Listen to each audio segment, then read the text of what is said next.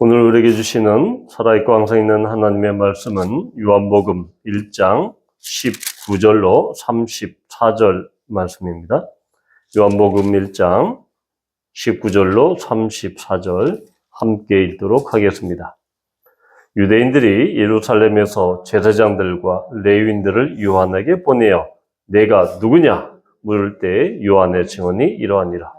요한이 드러내어 말하고 숨기지 아니하니 드러내야 하는 말이 나는 그리스도가 아니라 한데 또 묻되 그러면 누구냐? 내가 엘리야냐? 이르되 나는 아니라. 또 묻되 내가 그 선지자냐? 대답하되 아니라. 또 말하되 누구냐? 우리를 보낸 이들에게 대답하게 하라. 너는 내게 대하여 무엇이라 하느냐? 이르되 나는 선지자 이사야의 말과 같이 주의 길을 곧게 하라고 광야에서 외치는 자의 소리로다 하니라. 그들은 바리새인들이 보낸 자라. 또 물어 이르되 내가 만일 그리스도도 아니요 엘리야도 아니요 그 선지자도 아닐진데 어찌하여 세례를 베푸느냐? 요한이 대답하되 나는 물론 세례를 베풀거니와 너희 가운데 너희가 알지 못하는 한 사람이 섰으니 곧 내 뒤에 오시는 그이라. 나는 그의 신발끈을 풀기도 감당하지 못하겠노라 하더라. 이 일은 요한이 세례 베풀던 곳 요단강 건너편 베단에서 일어난 일이니라. 이튿날 요한이 예수께서 자기에게 나오심을 보고 이르되 보라 세상죄를 지고 가는 하나님의 어린 양이로다. 내가 전에 말하기를 내 뒤에 오는 사람이 있는데 나보다 앞선 것은 그가 나보다 먼저 계심이라 한 것이 이 사람을 가리킴이라. 나도 그를 알지 못하였으나 내가 와서 물로 세례를 베푸는 것은 그를 이스라엘에 나타나려 함이라 하니라. 요한이 또 증언하여 이르되 내가 보매 성령이 들기같이 하늘로부터 내려와서 그의 위에 머물렀더라. 나도 그를 알지 못하였으나 나를 보내어 물로 세례를 베풀라 하신 그이가 나에게 말씀하시되 성령이 내려서 누구 위에든지 머무는 것을 보거든 그가 곧 성령으로 세례를 베푸는 이인 줄 알라 하셨기에 내가 보고 그가 하나님의 아들이심을 증언하였노라 하니라. 아멘. 네, 오늘 요한복음 이 후반 부분에 있는 이 세례 요한의 증언에 대해서 나오고 있죠. 어제 이 주일 예배 때 말씀드렸던 것처럼 이 증언, 지금 증언이라는 단어가 많이 나오고 있는데 이 지금 이 증언이라고 하는 이 말은 단순히 나는 이렇게 생각해, 내 의견은 이것이야 라고 하는 그런 차원이 아닙니다. 이것은 바로 법정에서 공식적으로 그렇게 이야기하는 법정적인 용어로 효력 있는, 법적인 효력이 있는 그런 이야기가 바로 증언이다 라는 것이죠. 지금 이 법정 드라마는 바로 이 광야에서 열리고 있습니다. 세례 요한이 세례를 베풀던 이 요한강 건너편에 있는 베다니, 마리아가 향유를 분 그 마을 베다니가 아니라 똑같은 이름인데 여기는 다른 지역입니다. 자, 그런데 이렇게 요한이 세례를 베풀자 당시에 많은 유대인들의 많은 관심을 받았습니다. 폭발적인 그런 반응이 있었죠. 그러자 유대인들, 즉 예루살렘에 있는 이 성전 이 기득권층, 이 종교 기득권층들이 바로 제사장들과 레위인들을 보냅니다. 또 뒤에 보면 24절에 보면 바리새인들까지 출동합니다. 요즘 말로 말하면 세례 요한의 이 세례 운동을 조사하고자 이 특검이 출동한 것입니다. 그래서 이 제사장들과 레위인들, 이 바리새인까지 출동했다. 이것은 그냥 특검이 아닙니다. 이 당시의 종교 기득권층이 바로 이 성전 공동체 기득권층이 동원할 수 있는 모든 자원을 지금 동원하고 있다. 자, 그럼 제사장들은 누구냐? 당시 제사장들은 주로 사두개인들이었죠. 사두개인들이 제사장들을 많이 했는데 이 제사장들의 관점은 무엇입니까? 이 제사장들의 관점은 세례 요한의 세례 운동이 자기들의 성전 이 공동체, 이 종교 공동체에 과연 얼마나 위협적인가?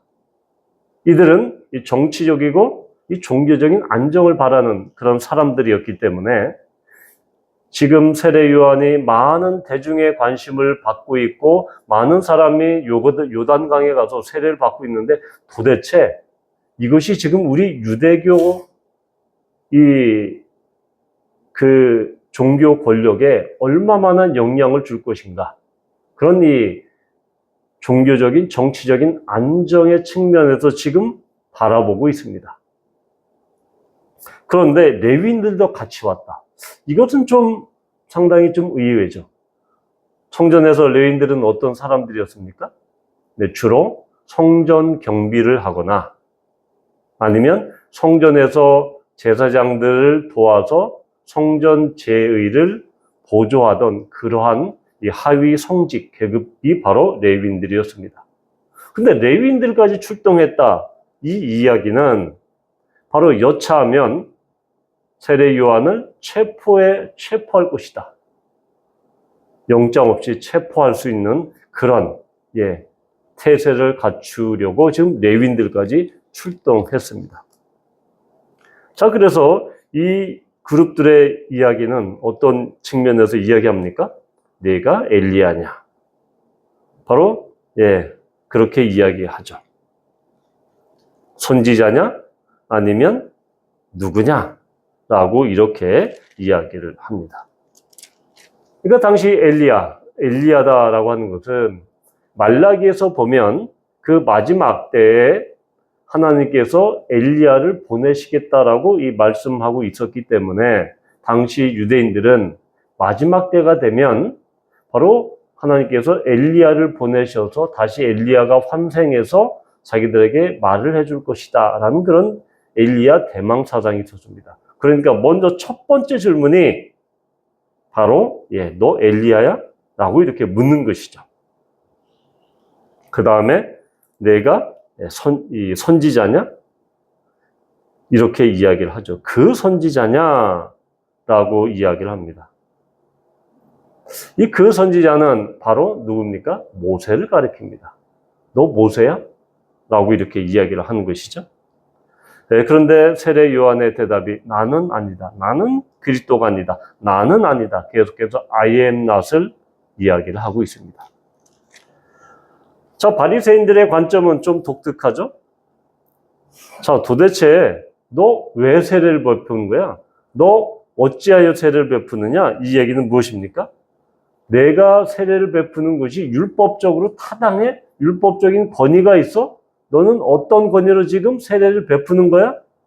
라고 그 바리새인들의 주특기인 바로 율법적인 관점에서 그것이 타당하냐?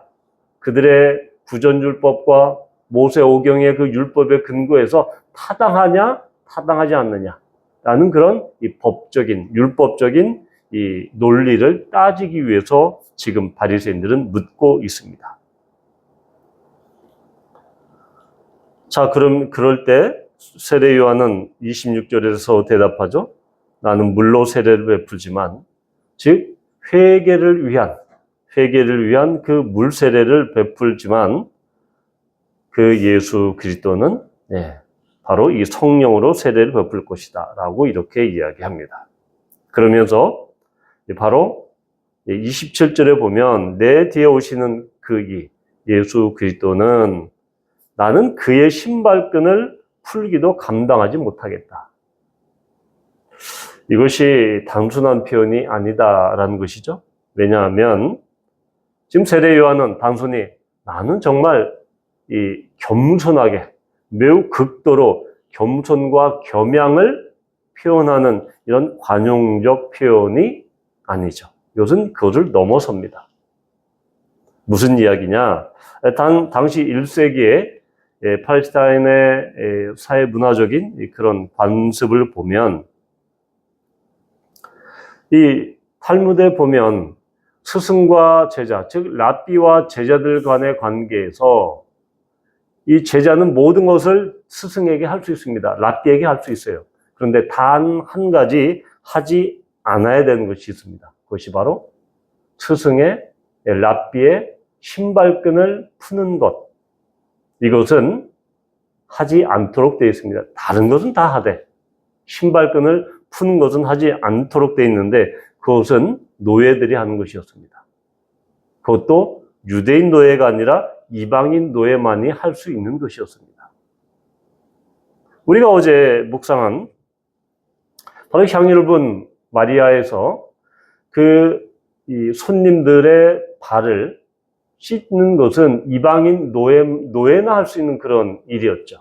마찬가지로 이 신발끈을 푸는 것, 이 샌들, 이 오물과 먼지가 묻은 그 샌들을 푸는 것은 이방인 노예나 하는 것이다. 그런데 지금 세례 요한은 어떻게 이야기하고 있습니까? 나는 이방인 노예만도 못합니다. 그러니까 그 그리스도는 너무나 위대하고 너무나 하나님 같은 분이셔서 나는 그 분 앞에서는 이방인 노예만도 못한 그런 비천한 존재입니다.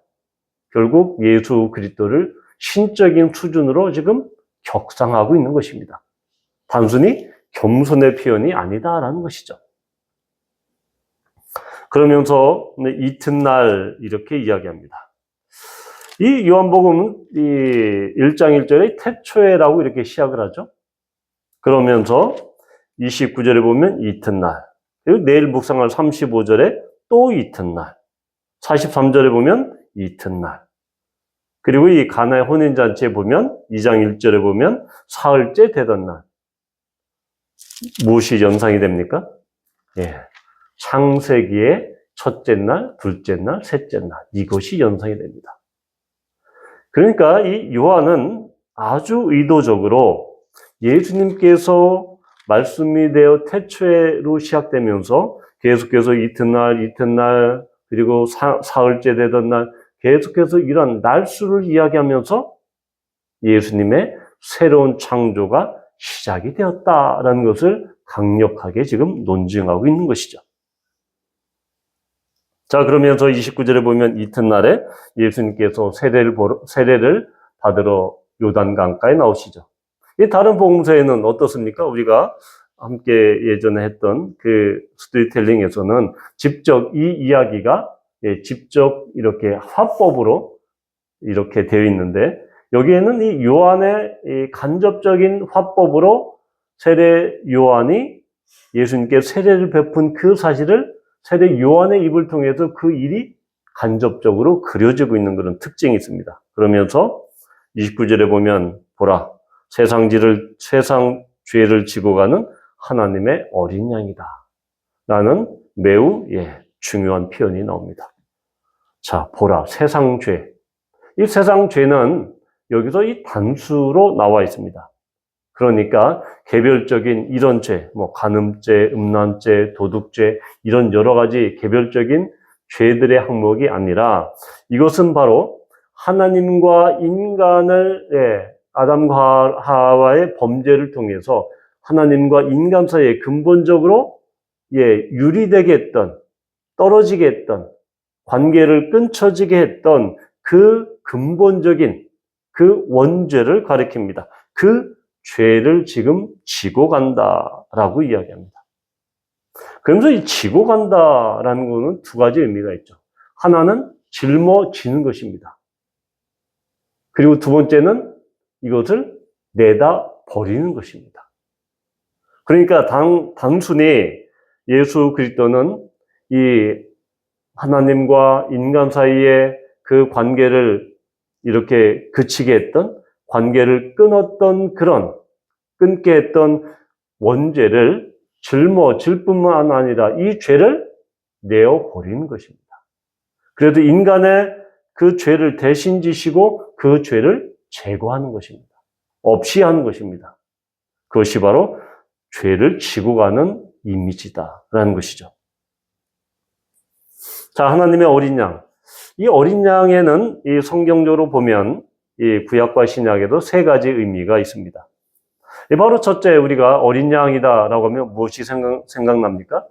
출애굽기 12장에 나오는 그 어린 양. 그 일련된 흠이 없는 수컷 어린 양을 잡으라라고 이렇게 하나님께서 말씀하시죠. 그러면서 12장 21절과 22절, 23절에 보면 바로 이 모세가 모든 장로를 불러놓고 이야기합니다. 너희는 나가서 너희의 가족대로 어린 양을 택하여 유월절 양으로 잡고 하면서 바로 이 문 임방과 좌우설주에 뿌리고 그러면서 이렇게 뿌림으로 말미암아 23절에 보면 문 임방과 좌우 문설주에 피를 보시면 여호와께도 그 문을 넘으시고 멸하는 자에게 너희 집에 들어가서 너희를 치지 못하게 하실 것임이니라. 유월절 어린 양은 어떤 어린 양입니까? 바로 심판을 면하게 하는 그 어린 양의 피다. 결국 예수 그리스도는 죄로 인해 죽을 수밖에 없는 그 인간들의 운명, 그 인간의 심판을 면하게 하는, 그 심판에서 벗어나게 하는, 심판을 당하지 않게 하는 그러한 어린 양으로 이 세상에 오셨다라는 것을 지금 세례 요한은 이야기하고 있다라는 것이죠. 또 하나 이 어린 양은 이사야서에도 많이 나오고 있죠. 이사야 이 53장에 보면 7절에 보면 그가 곤욕을 당하여 괴로울 때에도 그의 입을 열지 아니하였으며 마치 도수장으로 끌려가는 어린 양과 털 깎는 자 앞에서 잠잠한 양같이 그의 입을 열지 아니하였도다 라고 하면서 그 어린 양, 도살장으로 끌려가는 그 어린 양의 이미지는 바로 쭉 뒤에 보면 11절에 보면 자기 지식으로 많은 사람을 의롭게 하며 또 그들의 죄악을 친히 담당하리로다. 그리고 12절에도 범죄자 중 하나로 헤아림을 받았음이니라. 그러나 그가 많은 사람의 죄를 담당하며 범죄자를 위하여 기도하였느니라. 이 이사야의 어린 양은 무엇입니까? 죄를 담당하는, 죄를 대신 지시는 대속의 어린 양입니다. 그래서 이 세상 죄를 지고 가는, 죄를 대신 짊어지고서 죽을 그 인간 대신 그 어린 양으로서 십자가에서 죽으셔서 인간의 죄를 대신 제거하고 던져버리는 그 대속의 어린 양이 바로 이사야의 어린 양. 그래서 심판을 면하게 할 뿐만 아니라 심판에서 벗어나게 할 뿐만 아니라 인간의 죄를 대신 지시는 대속의 어린 양이다라는 것이죠. 우리가 요한계시록을 묵상할 때 또 어린 양이 나옵니다. 요한계시록 5장 6절에 보면 어린 양이 나옵니다. 내가 또 보니 보좌와 네 생물과 장로들 사이에 한 어린 양이 서 있는데 일찍이 죽임을 당한 것 같더라. 그에게 7뿔과 7눈이 있으니 이 눈들은 온 땅에 보내심을 받은 하나님의 7 영이더라 라고 하면서 이 어린 양이 7뿔과 바로 7눈이 있다라고 묘사를 하고 있습니다. 바로 이 7뿔이다라는 것은 이 통치권자, 최고의 통치권자를 의미합니다. 그러면서 뒤에 계속해서 요한계시록에 나오는 그 어린 양의 이미지는 무엇입니까? 어린 양이지만 통치권자로서 심판하시고 대적자에게 승리하시는 그 전사로서의 어린 양을 우리는 볼 수 있습니다. 그러니까 이 마지막 때 이 죄악을 심판하시고 또한 사탄을 심판하시는 죽임당한 어린 양이 바로 이 전사로서 세상의 죄를 정복하고 악한 무리를 사탄을 정복하는 그런 정복자, 통치자로서의 어린 양이 바로 지금 요한계시록의 어린 양이다라는 것이죠. 자, 그렇다고 하면 지금 요한이 이야기하고 있는 하나님의 어린 양은 바로 이러한 세 가지의 복합적인 어린 양을 말씀하고 있다라는 것이죠. 즉, 심판을 면하게 하는 그러한 어린 양, 또한 죄를 대신 지시고 제거해버리는 대속의 어린 양, 또한 이 악을 정복하는 이 정복자로서의 어린 양, 이것이 바로 지금 세상 죄를 지고 가는 하나님의 어린 양의 이미지다. 그런 의미가 내포되어 있다는 것을 우리는 볼 수 있습니다. 따라서 이 어린 양은 단순히 아주 가녀리고 연약하고 그러한 어린 양, 그런 어린 양, 희생당하는 그런 어린 양, 그런 이미지뿐만 아니라 이러한 많은 의미가 내포되어 있는 그러한 이야기다라는 것을 우리는 이 이야기를 통해서 볼 수 있는 것입니다. 우리는 하나님께로부터 완전히 끊쳐짐을 당한 그러한 인간이었지만 이런 어린 양의 대속의 은혜로 말미암아 우리가 하나님께로 다시 연결이 되고 하나님과의 관계가 회복되고 또한 우리는 믿는 자는 심판에 이르지 않습니다. 또한 마지막, 또한 종말의 때 그 어린 양이 이 세상에 다시 재림하셔서 모든 악한 세력들을 정복하시고 승리하시는 그런 승리자로서 이 땅에 다시 재림하실 것입니다. 이러한 하나님의 어린 양을 찬양합니다. 함께 기도할 것은